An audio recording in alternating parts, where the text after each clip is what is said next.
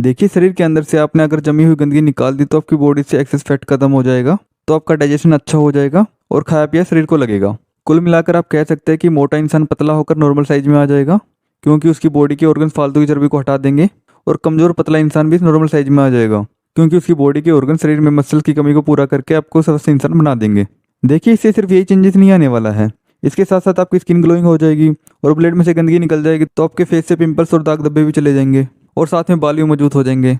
Body के अंदर से गंदगी निकलने पर आप शरीर में एक अलग ही एनर्जी फील करोगे। आपकी सारी बीमारी धीरे धीरे खत्म होने लगेगी। इससे आपको शरीर के हर एक ऑर्गन में फायदा होगा। चलिए पहले हम ये जानते हैं कि जब हम खाना खाते हैं तो उसका प्रोसेस क्या रहता है। खाना हमारे मुंह से हमारे पेट में जाता है और फिर छोटी आंत में, देन बड़ी आंत में। इसके बाद ये वेस्ट के रूप में बाहर आ जाता है। देखिए, फलों को पचाने में हमारा डाइजेस्टिव सिस्टम लगभग 3 घंटे लेता है और सब्जियों को पचाने में लगभग 6 घंटे लेता है और अनाज को पचाने में 18 से 20 घंटे लग जाते हैं। अब देखिए, फल और सब्जियां तो हमारा डाइजेस्टिव सिस्टम एक ही दिन में ही पचा लेता है और अनाज तो हम दिन में 2 से 3 बार खाते हैं। मतलब पहले वाला पचा नहीं और हम दोबारा अनाज खाने लगते हैं। तो इसमें होता यह है कि खाना पचने की बजाय सड़ने लगता है। अब जहाँ सड़न होगी वहाँ वायरस, बैक्टीरिया और कीड़े भी पनपने लगते हैं। जैसे हम सब ने सुना है कि पेट में कीड़े हो गए हैं। अब ऐसा तो नहीं है कि उस व्यक्ति ने कीड़े खाए होंगे, ये कीड़े उस सड़न की वजह से पैदा होते हैं। अब जहाँ सड़न होगी वहाँ गैसेज भी रिलीज होगी, जिससे हमको गैस्ट्रिक प्रॉब्लम भी होती है। और ना जाने हमने कितने fast food, burger, chowmein, biscuit, नमकीन खाए होंगे जो पेट में बड़ा सड़ रहा है, क्योंकि इन सब में फाइबर नहीं होता है। ये हमारे पेट और आंतों के अंदर जाकर चिपक जाते हैं और वहाँ सड़ते रहते हैं। अब जहाँ सड़न होती है वहाँ वायरस, बैक्टीरिया पनपते हैं और फिर वहाँ घाव होने लगता है, जिसे हम इन्फेक्शन कहते हैं। और जैसे जैसे घाव बढ़ता रहता है फिर वो इन्फ्लामेशन में बदल जाता है, जिससे बॉडी को बहुत ज़्यादा नुकसान होता है। और ये हम समझ ही नहीं पाते कि हमारे शरीर के साथ ऐसा क्यों हो रहा है। आप देखिए, ये हमारी आंत है, ये एक पाइप जैसी होती है। और जब हम इंसान की बनाई हुई ऊटपटांग चीज़ें खाते हैं, जैसे बर्गर, पिज्जा, चाउमीन, बिस्किट, नमकीन वगैरह वगैरह, ये सब हमारी आंतों में भीतरी दीवारों पर चिपकने लगता है और सड़न करता है। और जब हम खाना खाते रहते हैं तो ये उस खानों को आंतों में से निकलने ही नहीं देता है, जिससे कुछ लोगों को भूख लगनी बंद हो जाती है और इसी से कब्ज, पाइल जैसी समस्या भी होने लगती है।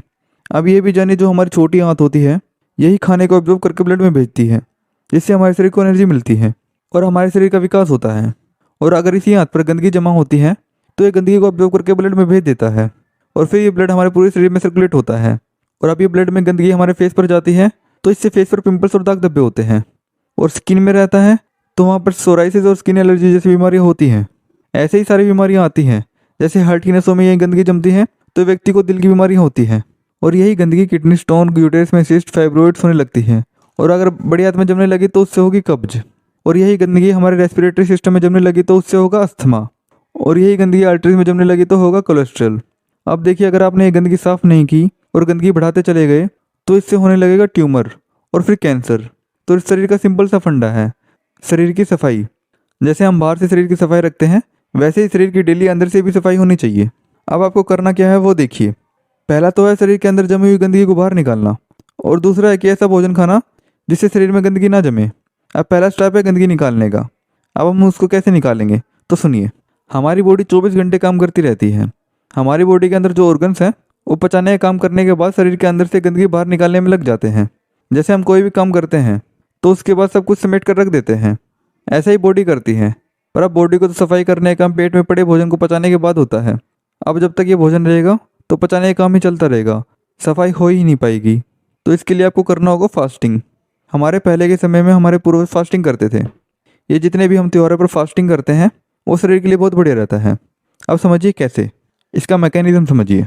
देखो, शरीर के अंदर अगर हम भोजन नहीं डालेंगे तो बॉडी के जो ऑर्गन्स हैं वो पहले के जो पेंडिंग काम है उनको निपटाने लग जाएंगे। हमने अपने शरीर के ऑर्गन्स को एक बार भी छुट्टी ही नहीं दी, पर ये ऑर्गन छुट्टी लेते ही नहीं है। जिस दिन आप शरीर के अंदर खाना नहीं डालते हैं उस दिन बॉडी के ऑर्गन्स बॉडी को अंदर से क्लीन करने का काम करते हैं। और जो बॉडी के अंदर अनवांटेड ग्रोथ हो रही होती है, जैसे गांठ, रसोली, किडनी स्टोन, गोलब्लैडर स्टोन, बढ़ती हुई हड्डी, ये सब अनवांटेड ग्रोथ होती है। जब बॉडी के पास पचाने का काम नहीं होता तो ये अनवांटेड ग्रोथ को ख़त्म करके, इन्हें ऑब्जॉर्ब करके इनसे न्यूट्रिएंट्स ले लेती है और वेस्टेज को बाहर कर देती है। बॉडी टॉक्सिन यानी गंदगी निकालने का सबसे ज़्यादा काम रात में करती है, और वो रात में तब होगा जब आप टाइम से सो जाते हैं। बॉडी का डिटॉक्सीफाई का काम रात 11 बजे से लेकर सुबह 3:40 तक रहता है। मतलब आपको रात में 11 बजे से ही गहरी नींद में होना जरूरी है। तो अगर आपको 11 बजे गहरी नींद में सोना है तो उसके लिए आपको 10 या 10:30 बजे बेड पर चले जाना चाहिए। आपके शरीर के सबसे बड़े डॉक्टर, चिकित्सक आपके शरीर के अंदर ही बैठे हैं, वो आपके ऑर्गन्स। इनसे बड़ा डॉक्टर कोई नहीं है। आपकी बीमारी को यही जानते और पहचानते हैं, दूसरा कोई नहीं। और यही ठीक करते हैं। बात है बस इनको सपोर्ट करने की। चलिए मैं आपको ये और बता देता हूँ कि आपकी बॉडी के अंदर की सफाई कौन करता है और कैसे करता है। देखिए हमारी बॉडी बनी है सेल्स से, और सेल्स में 90% बैक्टीरिया होते हैं। ये गुड बैक्टीरिया होते हैं। एक एग्जांपल ले लेते हैं। जैसे एक हॉस्पिटल में सभी तरह का स्टाफ होता है जो पेशेंट को ट्रीट करते हैं, वो होते हैं डॉक्टर। और जब शाम के टाइम हॉस्पिटल बंद हो जाता है तो सफाई वाले कर्मचारी आकर पूरे हॉस्पिटल की सफाई करके चले जाते हैं। ऐसा ही कुछ होता है हमारे शरीर के अंदर। आपने बहुत लोगों से सुना होगा कि रात का डिनर सूरज डूबने से पहले कर लेना चाहिए। आज मैं आपको उसका मैकेनिज्म बताता हूँ। देखो, सूरज की रोशनी के समय हमारे पेट में एसिड तेज रहता है। मतलब कि आप जब उस टाइम पर कुछ खाओगे तो पेट में पड़ा एसिड उस चीज़ को पचा देगा। और जब हम सूरज छिपने के बाद खाना खाते हैं तो पेट में पड़ा एसिड बंद हो जाता है। मतलब आप सूरज छिपने के बाद जो खाना खाते हैं वो ठीक ढंग से नहीं पचता है और फिर वो पेट में सड़ता है। और ये ऐसा क्यों होता है वो भी बता देता हूँ। जैसे दिन रात मिलाकर एक पूरा दिन बनता है, वैसे शरीर में दिन और रात की अलग अलग शिफ्ट होती है। मतलब जब तक सूरज है तब तक शरीर के अंदर पचाने का काम बढ़िया होता है, और जब सूरज छिप जाता है तो बॉडी के अंदर बैक्टीरिया की शिफ्ट शुरू होती है और वो रात में बॉडी को क्लीनिंग का काम करते हैं, यानी शरीर के अंदर से टॉक्सिन को बाहर निकालते हैं। ये गंदगी शरीर के स्टूल, यूरिन और पसीने के जरिए बाहर आती है। और जैसे ये गंदगी बाहर आनी शुरू होती है वैसे ही आपको अपनी बीमारी में आराम मिलने लगता है, चाहे वो कोई भी बीमारी क्यों ना हो। अभी आपको अपनी बॉडी का सारा मैकेनिज्म समझ आ ही गया होगा। तो अब चलते हैं डाइट की तरफ। अब डाइट क्या फॉलो करनी है जिससे गंदगी बाहर निकले और खाना अच्छे से पच जाए और सड़े ना। आपको दिन की शुरुआत ऐसे करनी है। आपको सुबह उठते ही लौकी का जूस पीना है। ये एक गिलास लौकी का जूस इतना ज़्यादा टॉक्सिन शरीर से बाहर करता है कि आपको यकीन करना मुश्किल हो जाएगा। इसका रिजल्ट आपको एक हफ्ते में देखने को मिल जाएगा। लौकी के जूस के बाद आपको नाश्ते में 500 से 700 ग्राम फ्रूट्स खाने हैं। ये फ्रूट्स कोई भी सीजनल फ्रूट्स हो सकते हैं, जो भी आप मौसम के अनुसार खाना चाहें, जैसे कि एप्पल, मौसम्बी, अंगूर, जो भी मौसम के हिसाब से अवेलेबल हो जाए। अब इन फ्रूट्स को खाने का मैकेनिज्म भी समझिए। देखिए, फ्रूट्स में लाइव एंजाइम होते हैं जो हमारे पूरे शरीर में घूम जाते हैं और ब्लॉकेज को खोलने का काम करते हैं। साथ में इन फ्रूट्स में फाइबर की मात्रा भी ज़्यादा होती है जो आपकी आंतों में जमी गंदगी को हटाने का काम करती है। फाइबर का सीधा मतलब समझिए। देखो, जो चीज़ पानी में ना घुले उसमें फाइबर होता है। जैसे हम मौसम्बी का जूस पीते हैं तो उस मशीन में मौसम्बी डालने पर मौसम्बी का रस निकलता है। वो रस अलग हो जाता है और हार्ड मटेरियल अलग हो जाता है। जो हार्ड मटेरियल निकलता है, जो मशीन में से मौसम्बी का जो गुदा निकलता है, वही फाइबर होता है। और वही फाइबर आंतों को क्लीन करते हुए जाता है और स्टूल के रास्ते से गंदगी को बाहर कर देता है। इसलिए कहा जाता है कि जूस से अच्छा तो फल को डायरेक्ट खाना होता है। अगर आप डायरेक्ट फ्रूट खाते हैं तो आप फ्रूट में से 100% न्यूट्रिएंट्स ले लेते हैं, और अगर आप उसका जूस निकालते हैं तो आप उसमें से 60% न्यूट्रिएंट्स ले पाते हैं। अगर जूस पीना अच्छी बात है तो फल का खाना बहुत ज़्यादा अच्छी बात है। फ़र्क बस इतना ही है, जूस अच्छा है और फल खाना बहुत अच्छा। तो अब आपके ऊपर है, आप अच्छा चाहते हैं, बहुत अच्छा। इसके बाद आता है आपका लंच। लंच में आप 2 प्लेट लेंगे।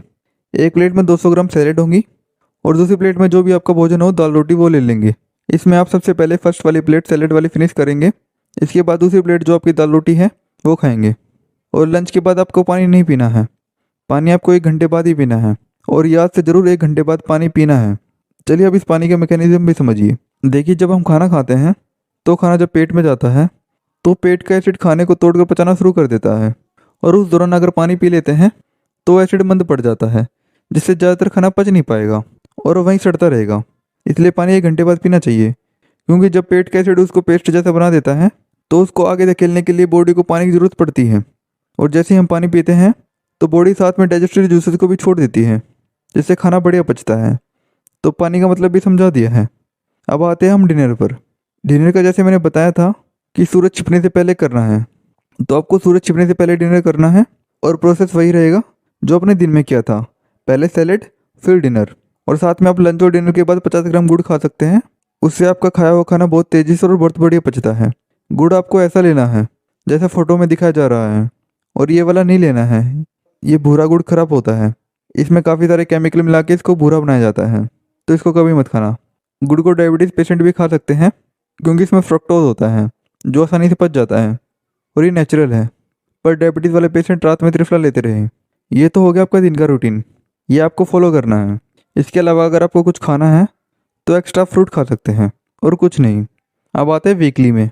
अब आपको ये डाइट फॉलो करते 1 हफ्ता हो जाए तो उसके बाद आपको एक दिन लिक्विड डाइट पे आना है। अब लिक्विड डाइट क्या है, कैसे करना है, वो सब बताता हूँ। देखिए, आपको हफ्ते में कोई भी एक दिन, जैसे कि आप संडे ले सकते हैं या अपने हिसाब से कोई भी एक दिन चुन सकते हैं। अब संडे के दिन आपको जो लिक्विड डाइट करनी है उसमें आपको नारियल पानी और मौसम्बी के जूस में ही रहना है। आपको सिर्फ शाम के टाइम ही पहले वाला वही डिनर करना है जैसे बताया था, 1 प्लेट सैलेड और फिर आपका डिनर। और उससे पहले आपको पूरे दिन मौसम्बी जूस और नारियल पानी ही लेना है। इससे होगा ये कि बॉडी को ऑर्गन्स को क्लीनिंग का ज़्यादा टाइम मिलेगा और वो इन टॉक्सिन को जल्दी बाहर कर देंगे। इससे आपकी बीमारी और जल्दी ठीक होनी शुरू हो जाएगी। अब देखिए, अगर आप ये सब कुछ 3 महीने तक फॉलो करते हैं तो बॉडी का गंदा ब्लड खत्म होने लगेगा। और जो आप डेली हेल्दी फ्रूट खाते हैं, इनका शुद्ध ब्लड आपके शरीर के अंदर होगा, जिससे आपका थायराइड, ब्लड प्रेशर, डायबिटीज़, अल्सराइटिस, स्किन प्रॉब्लम, मोटापा, कमजोरी, थकान, ये सब दूर होगा।